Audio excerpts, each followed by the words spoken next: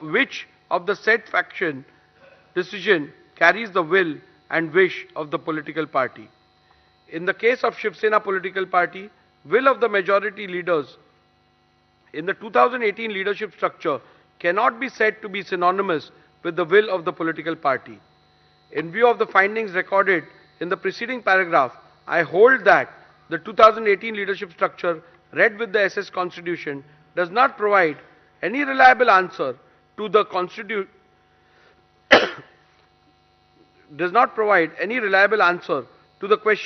which faction is the real political party, and consequently the 2018 leadership structure cannot be yardstick to determine which faction is the real political party.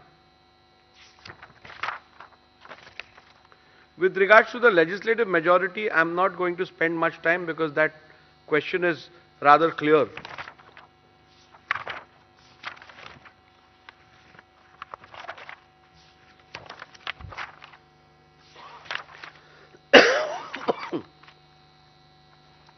In view of the above observations and findings, I hold as follows. Which faction is the real political party is discernible from legislative majority which existed when the rival factions emerged. Legislative majority which existed when the rival factions emerged can be discerned and or inferred from 1.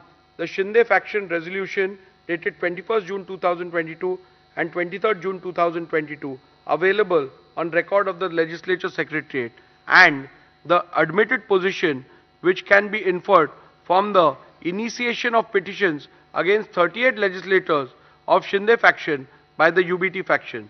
Shinde faction had an overwhelming majority of 37 out of 55 MLAs with the when the rival faction emerged. From my analysis, observations, conclusions and findings recorded in paragraph 82 to 144 herein above, I hold that Shinde faction was the real Shiv Sena political party when rival factions emerged on 21st June 2022.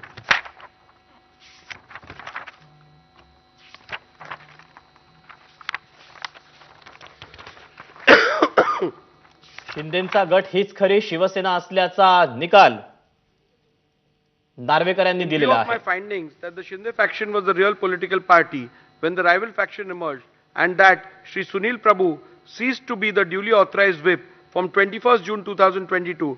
I further conclude that Shri Bharat Gogawale was validly appointed as the whip, as that was the reflection of the will of the Shiv Sena political party as on 21st June 2023.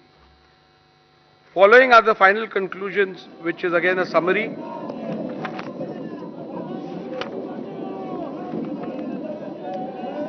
Have the respondents incurred disqualification in terms of paragraph 21A of the 10th schedule of the Constitution on account of their acts, omissions and conduct? I will also read the final conclusion. Following are the final conclusions from the analysis, observations, conclusions, findings and rulings recorded from paragraph 82 to paragraph 158 herein above. I conclude as follows. Shinde faction was the real Shiv Sena political party when the rival factions emerged on 21st June 2022. Shri Sunil Prabhu ceased to be the duly authorized whip from 21st June 2022. Shri Bharat Gogawale was validly appointed as the whip of Shiv Sena political party on 21st June 2023. Shri Eknath Shinde was validly appointed as the leader of the Shiv Sena political party on 21st June 2023. Have the respondents incurred disqualification in terms of paragraph 21A of the 10th schedule of the Constitution on account of their acts, omissions and conduct? Petitioner has contended that the respondents are liable to be disqualified on various grounds. Both the petitioners and respondents' submission are recorded in section 2 herein above. The various grounds on which the petitioner based the plea for disqualification is dealt with, where the alleged conduct of the respondent is purportedly becoming totally incommunicado, attracts disqualification under paragraph 2(1)(a) of the 10th schedule.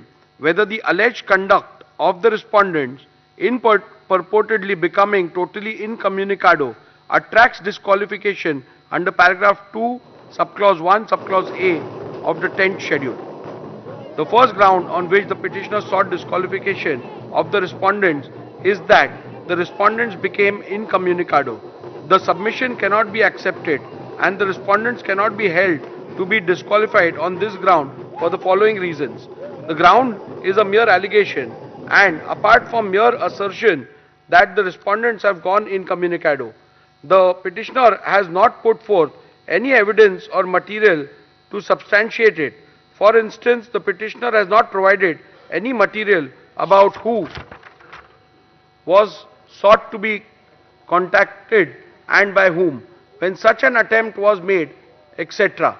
A mere unsubstantiated statement that the legislators have gone incommunicado cannot even be a ground to attract disqualification under paragraph 21A of the 10th schedule. When rival factions emerge in a political party, especially within the leadership, it is possible for both the factions to allege that the other faction has gone incommunicado.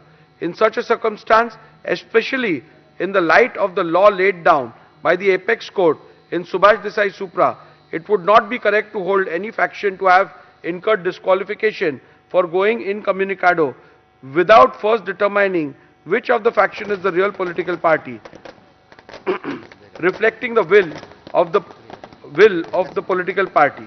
Also, having held that the Shinde faction was the real political party when the rival factions emerged, the submission of the petitioner that the respondents have gone incommunicado ceases to hold any meaning for the purpose of disqualification. On the